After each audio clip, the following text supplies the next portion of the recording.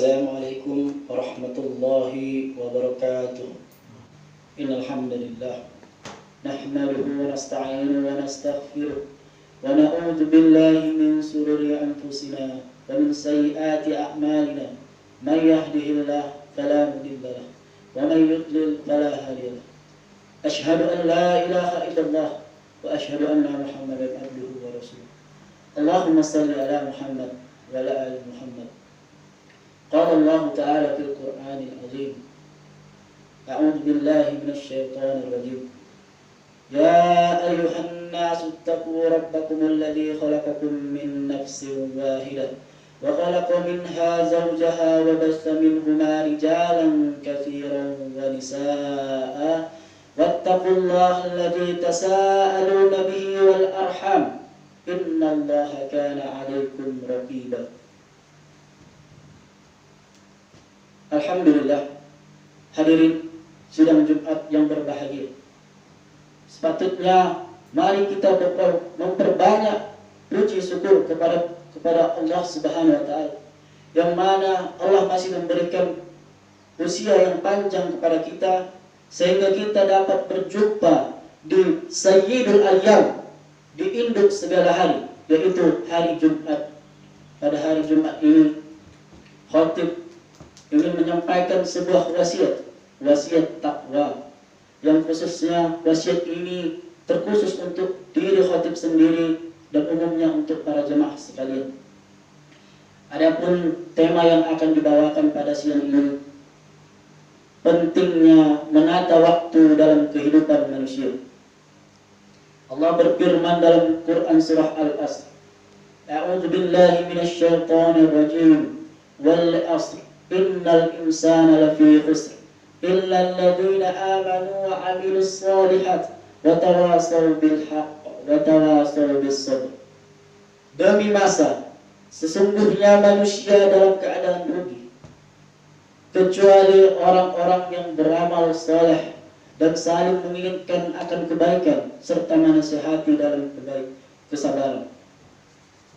Sebenarnya waktu adalah usia manusia itu sendiri. Ia berada bersama keberadaan manusia atau sebaliknya. Dengan kata lain, manusia dapat dikatakan masih hidup apabila dia masih berdiri di atas permukaan bumi. Waktu adalah netral, bisa bernilai, bahkan bisa menjadi sia-sia. Bernilai bila digunakan untuk urusan Allah, dalam mencari keridhaan Allah, akan menjadi sia-sia bila digunakan di luar itu semua. Seseorang bila waktu dihabiskan dalam kelalaian dan angan-angan kosong, maka ia akan berpendapat bahwa sebaik-baik waktu baginya ialah tak kala ia sedang tidur atau istirahat. Bila demikian, maka kematian adalah lebih baik baginya daripada kehidupan. Waktu adalah pengumpulan poin-poin amal yang akan kita tuai kelak di akhirat nanti. Apakah poin tersebut menghantarkan ke gerbang jannah atau malah ke jurang neraka? Na'udzubillah. Semua amat terkait dengan prestasi amal kita selama hidup di dunia ini. Prestasi itulah yang akan diperhitungkan dan diberi balasan tanpa sedikit pun dikurangi atau termanipulasi, sehingga kita dapat menyaksikan orang-orang pendosa ketika tak kala melihat catatan amalnya, mereka ketakutan, merasa penyesalan yang amat terdalam. Allah berfirman dalam Quran surah Al-Kahfi, surah yang ke-18 ayat ke-49. A'udzu billahi minasy syaithanir rajim. Wa wudi'al kitabu fataral mujrimina mushfiqina mimma fihi wa yaquluna ya laitana ma li hadzal kitab la yughadiru saghiratan wala kabiratan illa ahsaha wa wajadu ma amilu hadira wala yadhlimu rabbuka ahada. Tak kala kitab itu diletakkan, lalu kamu akan melihat orang-orang yang bersalah dan berdosa terhadap apa yang tertulis di dalamnya. Dan mereka berkata, "Ma li hadzal kitab?" Kitab apakah ini yang tidak meninggalkan yang kecil dan tidak pula yang besar, melainkan ia tercatat semuanya. Dan mereka mendapati apa yang mereka kerjakan selama hidup di dunia ada tertulis, dan Rabbmu tidak menzolimi seorang pun. Dan kita harus ingat, begitu rentan waktu yang ada ini tidak pernah luput dari catatan malaikat Raqib dan Atid. Tetapi sayangnya kebanyakan kita lalai tentang hal ini, sehingga lebih cenderung membuat catatan amal buruk daripada catatan kebaikan dengan mengisi detik-detik kehidupannya. Pada akhirnya mereka kelak akan merasakan penyesalan akibat apa yang mereka kerjakan. Para penghuni kubur berdoa, "Rabbana absorna," ya Allah, kami telah melihat ajab api neraka, alam kubur, betapa pedihnya siksaannya. "Wabsorna wasami'na," kami telah mendengar pekikan teriakan para penghuni neraka. "Farji'na na'malan salihah," kembalikan kami ya Allah ke dunia, walau hanya sekejap, kami ingin beramal soleh. "Inna muqinun," sesungguhnya kami orang-orang yang yakin. Itulah penyesalan para penghuni kubur apabila telah lalai dalam mengingat akhirat. Namun apalah arti penyesalan setelah kematian itu tiba? Waktu yang harusnya digunakan untuk beriman dan beramal soleh ternyata banyak disalahgunakan oleh orang-orang umat Islam, khususnya umat Islam. Mereka sibuk dengan dunia dan lalai tentang akhirat. Hari-harinya diisi dengan urusan-urusan dunia yang memuaskan nafsu, mensibuk-sibukkan diri dengan permainan, olahraga, musik, bermacam-macam kegiatan yang hanya membuat lalai dari arti kehidupan yang sesungguhnya. Maka bisa kita lihat dari zaman ke zaman hingga pada saat zaman ini, kemunduran peradaban Islam pun terjadi. Bahkan pada sampai titik di mana orang-orang Islam banyak mengikuti peradaban-peradaban orang kafir. Na'udzubillah. Dan inilah memang strategi musuh untuk menghancurkan kita. Dalam protokol Yahudi nomor 13, di dalamnya, dan supaya bangsa lain Yahudi tidak mampu menemukan hal-hal baru kemajuan teknologi, kita akan lalaikan mereka dengan berbagai jenis permainan dan kesenangan yang memperdaya dan sebagainya.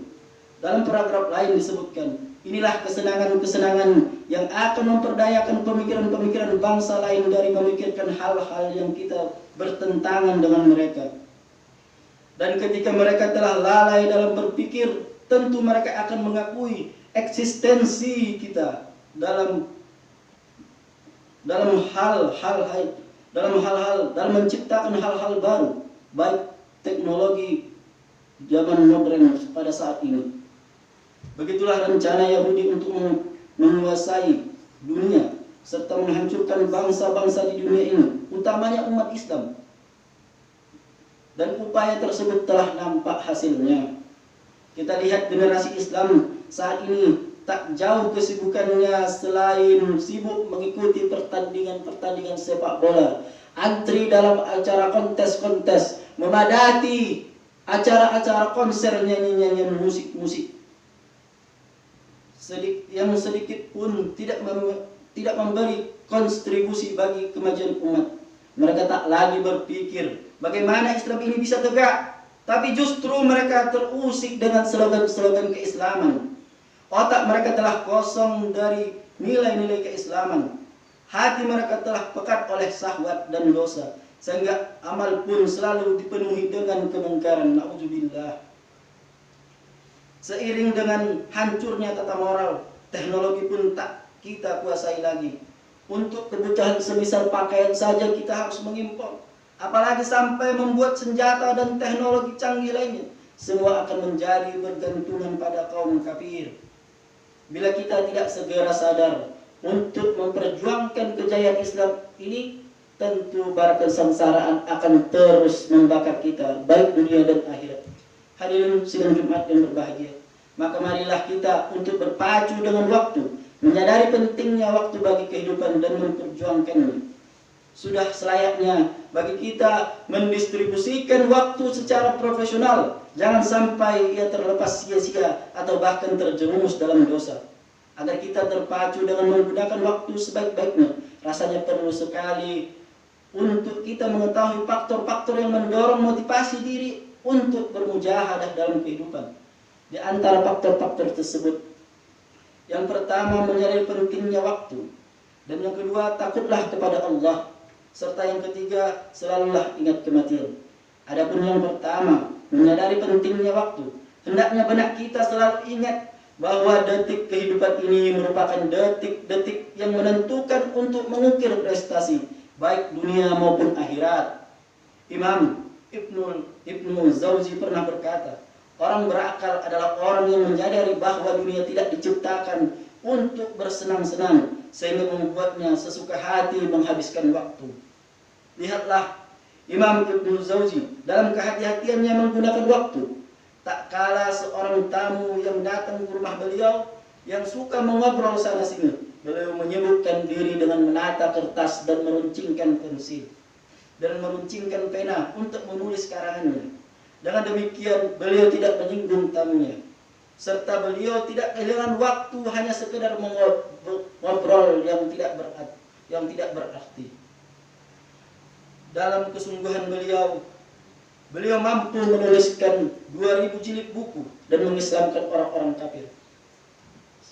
Patutnya kita mencontoh beliau dalam menata waktu, dalam hati-hati dalam menggunakan waktu.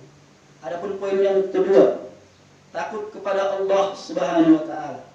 Takut kepada Allah dan siksanya berpengaruh besar bagi diri seseorang. Bila seseorang mempunyai rasa takut, tentu tidak sesukanya mengobrol waktu untuk hal yang sia-sia, karena ia sadar semua akan diminta pertanggungjawaban di hadapan Allah Subhanahu wa taala. Gambaran nyata tentang perilaku orang yang hatinya dipenuhi rasa takut kepada Allah nampak seperti apa yang diceritakan oleh Fatimah, istri Umar bin Abdul Aziz. Ia mensifati suaminya dengan kata-katanya, saya tidak pernah melihat orang yang lebih banyak sholat dan saum sebagaimana yang dikerjakan oleh suami saya. Dan tidak ada orang yang melebihi takutnya kepada Allah, dalam rasa takutnya kepada Allah. Seringkali kala ia sedang sholat isya, lalu dia duduk dan menangis sehingga matanya sembab oleh air mata, namun tetap saja ia menangis sampai matanya letih dalam mengeluarkan air mata. Demikian pula ketika sedang berada di tempat tidur bersamaku, kala ia mengingat suatu urusan akhirat, tubuhnya menggigil ketakutan sebagaimana menggigilnya burung basah oleh terpaan air. Lalu dia duduk menangis, takut akan akhirat nanti. Maka saya pun menyelimuti. Ini diceritakan dalam kitab Bidayatul Niyah. Demikianlah rasa takut akan mengiringi seseorang untuk selalu berbuat yang berguna bagi akhiratnya. Tak mungkin orang yang kuat takutnya kepada Allah sempat berjoget-joget ria, bersorak, tertawa terbahak-bahak kegirangan, menikmati permainan-permainan dunia. Adapun poin yang ketiga, selalulah ingat kematian. Kematian adalah suatu kepastian, namun manusia selalu lalai akan menyadari kematian ini akan selalu datang pada setiap makhluk yang bernyawa. Terbukti demikian banyak orang yang larut dengan dunia dan melupakan akhiratnya. Terhadap yang demikian Rasulullah pernah bersabda, yang artinya sesungguhnya Allah membenci setiap orang yang rakus dan sombong, seperti keledai di siang hari dan seperti bangkai di malam hari. Ahli dalam urusan-urusan dunia, namun bodoh dalam urusan-urusan akhirat. Hadis riwayat Ibnu Hibban. Betapa hari ini kita saksikan manusia seperti yang dinyatakan dalam hadis tersebut. Hari-harinya diisi dengan kerja keras tanpa kenal lelah untuk meraup dunia. Persis seperti keledai yang selalu sigap memikul beban, sedang malam harinya tidak terbetik untuk bermunajat kepada Allah atau bertakarrub kepadanya. Malam harinya hanya dipenuhi dengan dengkuran saja. Dalam masalah bisnis, cari untung, memajukan perusahaan, dia adalah ahlinya. Namun untuk masalah akhirat, membaca Al-Quran, tahu tentang isi alam kubur, bagaimana kehidupan setelah mati, dia tak mengerti, nol besar. Jadilah ia manusia rakus dengan dunia dan tak pernah mengingat akhirat lagi. Akibatnya waktu-waktu yang ada tak pernah ia gunakan untuk mempersiapkan menghadapi hari-hari setelah kematian. Agar tidak terperosok menjadi jenis manusia keledai yang hanya menghabiskan waktu dunia, waktu untuk dunia, menjadi satu keharusan untuk sesering mungkin banyak mengingat kematian dan kehidupan setelahnya. Karena hal ini akan mendorong seseorang untuk istiqomah dalam berbuat kebaikan. Ia sadar bahwa setelah kematian akan ada masalah besar yang harus dihadapinya, pertanggungjawaban atas semua yang ia kerjakan selama di dunia. Ia tahu salah langkah maka fatal akibatnya. Alam kubur harus merasakan siksa berkelanjutan, ditemani manusia berwajah yang sangat buruk dan berbau sangat busuk sebagai jelmaan amal buruk. Dari hari berbangkit dan di hari berbangkit, ia harus berjalan terbalik dalam kondisi buta. Dan di neraka harus merasakan panasnya pakaian api neraka, siraman air yang menggelegak di kepala, minuman dari darah dan nanah yang busuk baunya, dan makanan jagung yang meletakkan usus siapa saja yang memakannya. Sungguh fatal sekali akibat yang kita tuai bila lalai memanfaatkan waktu. Begitu pentingnya arti mengingat kematian bagi seorang muslim, sehingga Rasulullah pernah bersabda, perbanyaklah kalian mengingat pemutus kenikmatan, yaitu kematian. Hadis riwayat Tirmidzi. Dengan saling mengingatkan tentang hal kematian, Ali pernah berkata kepada para sahabatnya, sesungguhnya yang paling aku takuti adalah mengikuti hawa nafsu dan berangan-angan panjang. Adapun mengikuti hawa nafsu, ia mendorong seseorang dari kebenaran, sedangkan panjangnya angan-angan akan melupakan seseorang dari mengingat akhirat. Ingatlah, sesungguhnya dunia itu terus berputar dan akhirat semakin dekat, dan masing-masing dari keduanya, dunia dan akhirat mempunyai putra-putra. Maka jadilah kalian putra-putra akhirat, jangan menjadi putra dunia. Sesungguhnya hari ini adalah hari beramal, bukan hari perhitungan. Sedang hari esok adalah hari perhitungan, bukan hari beramal. Alangkah indahnya bila kita juga mengisi hari-hari dengan banyak mengingat dan saling mengingatkan tentang kematian di akhirat nanti. Tak kalah penghuni jannah merasa rugi terhadap sesuatu kecuali karena detik-detik waktu yang berlalu tanpa disertai zikir kepada Allah Azza wa Jalla di dalamnya. Perhatikan, penghuni surga saja merasa rugi karena pernah ada detik usia yang ia terlewatkan tanpa disertai zikir kepada Allah. Lalu bagaimana halnya jika usia hanya untuk bersantai-santai atau dalam gurauan, dalam permainan yang kosong dari nilai akhirat. Para jemaah hadirin sekalian, maka pada siang ini khatib mengajak untuk seluruh kita, mumpung masih ada waktu yang tersisa, marilah kita segera sibukkan hati dengan nilai keimanan, akal dengan ilmu yang bermanfaat, dan tubuh dengan beramal soleh. Kita harap perjalanan hidup ini betul-betul mempunyai arti bagi kejayaan din ini, agama ini, dan kesuksesan kita di akhirat kelak. Wallahu a'lam. Barakallahu wa lakum bil Qur'anil azim wa nafa'ni wa iyyakum bima fihi minal ayati wa dzikril hakim wa taqabbala minni wa minkum tilawatahu innahu huwal ghafurur rahim.